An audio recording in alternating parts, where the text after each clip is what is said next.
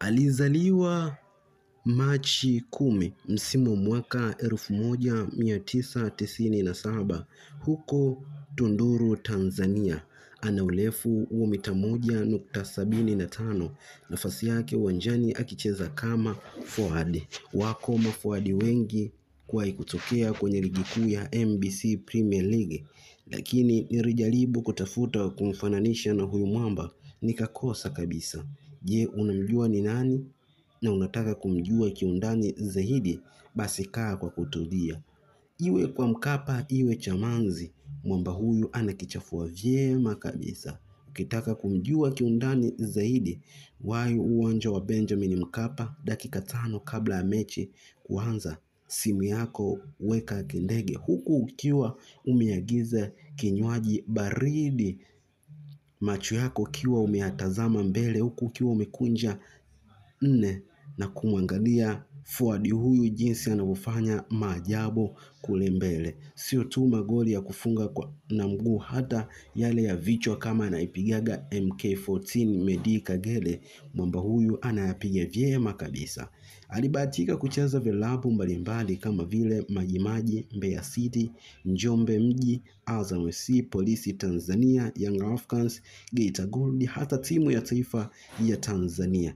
2014, 2015 alibahatika kujiunga na klabu ya Majimaji ya huko Songea.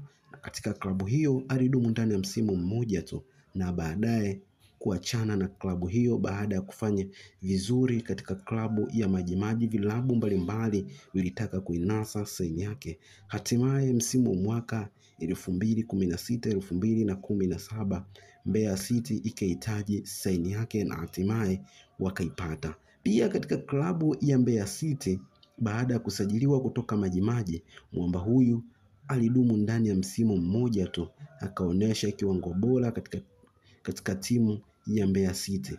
Na katika timu hiyo alionyesha kiwango cha hali ya juu, na hatimaye alidumu ndani ya msimu mmoja tu, 2017, 2018 Njombe Mji wakainasa saini yake. Pia katika klabu ya Njombe Mji alidumu pia ndani ya msimu mmoja tu, baada ya kuonesha kiwango bora cha kuvutia. Vilabu mbalimbali vikubwa hapa nchini Tanzania vilihitaji kuinasa saini yake. Hatimaye wakamikati wa jijini Dar es Salaam, matajiri wa Chamazi, wanalambalamba, wakaamua kuinasa saini yake. Hawa anawazungumzia Azam FC. Ilikuwa msimu wa mwaka 2018, 2019. 2019 mwamba huyu baada ya kuachana na klabu ya Azam FC, maana alidumu ndani ya msimu mmoja tu, akajiunga na klabu ya Polisi. Na katika klabu hiyo alidumu ndani ya msimu mmoja tu. Hatimaye 2020 akajiunga na klabu ya Young Africans yenye makazi yake huko jijini Dar es Salaam.